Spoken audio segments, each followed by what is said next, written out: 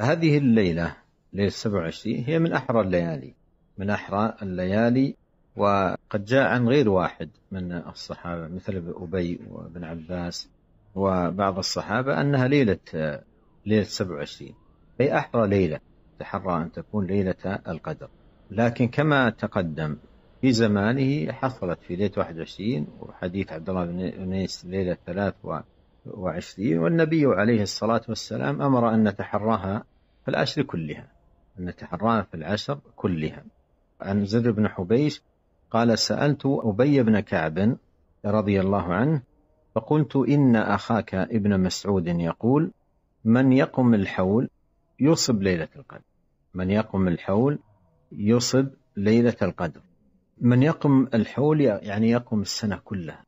وليلة القدر هي قطعا في رمضان، إنا أنزلناه في ليلة القدر، مع قوله: شهر رمضان الذي أنزل في القرآن.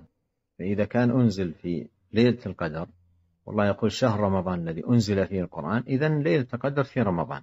والنبي عليه الصلاة والسلام التمسها سنة في العشر الأول من رمضان، ثم التمسها في العشر الأوسط من رمضان، ثم أخبر أنها في العشر الأواخر من رمضان كما تقدم في حديث أبي سعيد: ثم أبينت له أنها في العشر الأواخر. ليلة القدر في العشر الأواخر. الذي يقيم الحول يصيب ليلة القدر. لما نقل هذا الكلام لأبي قال رحمه الله: أراد أن لا يتكل الناس. وقد يكون الله تعالى أعلم أن لابن مسعود مقصد آخر، يعلم أن ليلة القدر في رمضان ولا يخفى ذلك.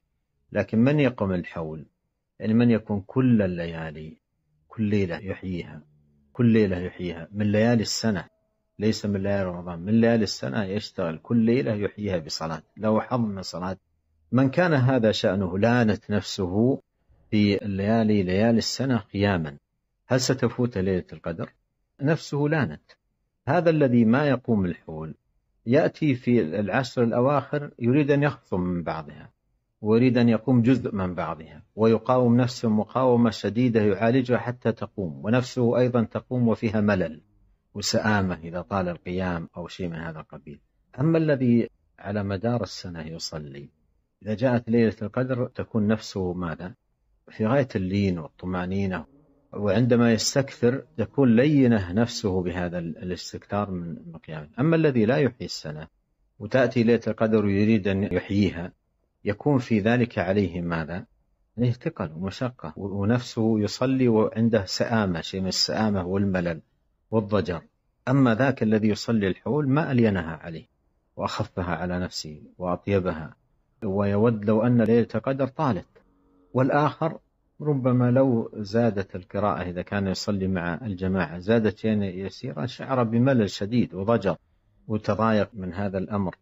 فكلامه له وجه عظيم من هذه الناحية، أن قيام السنة فيه تليين للنفس ويصبح القيام ألف لها. فإذا جاءت ليلة القدر حصلها بإذن الله، حصلها وأكرمه الله عز وجل بالنصيب الوافر منها. قال رحمه الله: أراد ألا يتكل الناس، أما إنه قد علم أنها في رمضان. انتبه لهذه، أما إنه قد علم، يعني ابن مسعود أنها في رمضان يعلم. لكن لماذا قال من يقيم الحول؟ الذي يظهر أيضا أراد هذا المعنى الذي أشرت إليه، من يقيم الحول نفسه لينة بالقيام بالحول كله على مدار السنة، فهو قطعا ستكون لينة وأكثر لينا وطمأنينة واستكثارا من الصلاة في العشر. أراد ألا يتكل الناس، قال: أما إنه قد علم أنها في رمضان وأنها في العشر الأواخر وأنها ليلة 27. ثم حلف، أي أبي لا يستثني، أنها ليلة 27، يعني يجزم بذلك.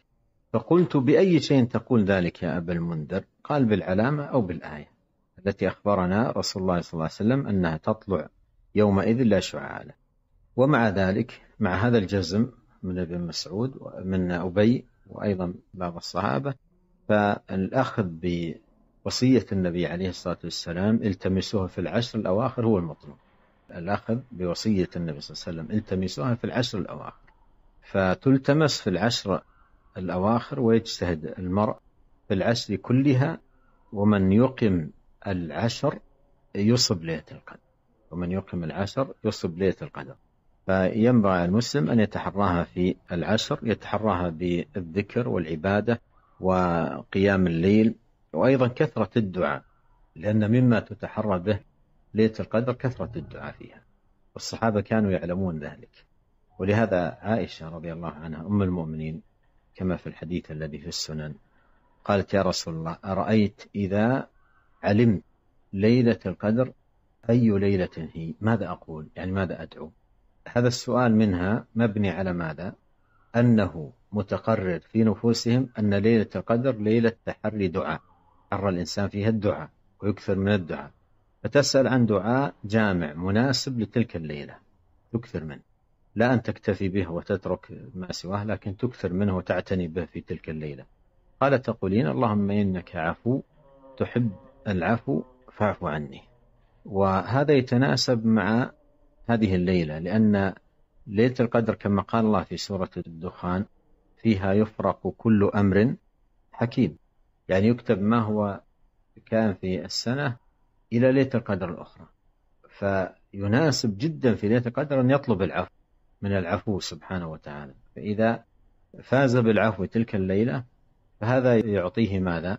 يعطيه إلى ليلة القدر الأخرى، لأن فيها يفرق، يكتب ما هو كان إلى ليلة القدر الأخرى، فيطلب العفو في ليلة كتابة السنة كاملة، كتابة السنة المقبلة كاملة ما يكون فيها، فيطلب العفو، فإذا كتب له العفو في تلك الليلة يبشر في سنته كلها بالخير. ولهذا من خير ما تتحرى به ليلة القدر هذا الدعاء، تحرى بالقيام والقرآن والذكر وإلى طلوع الفجر.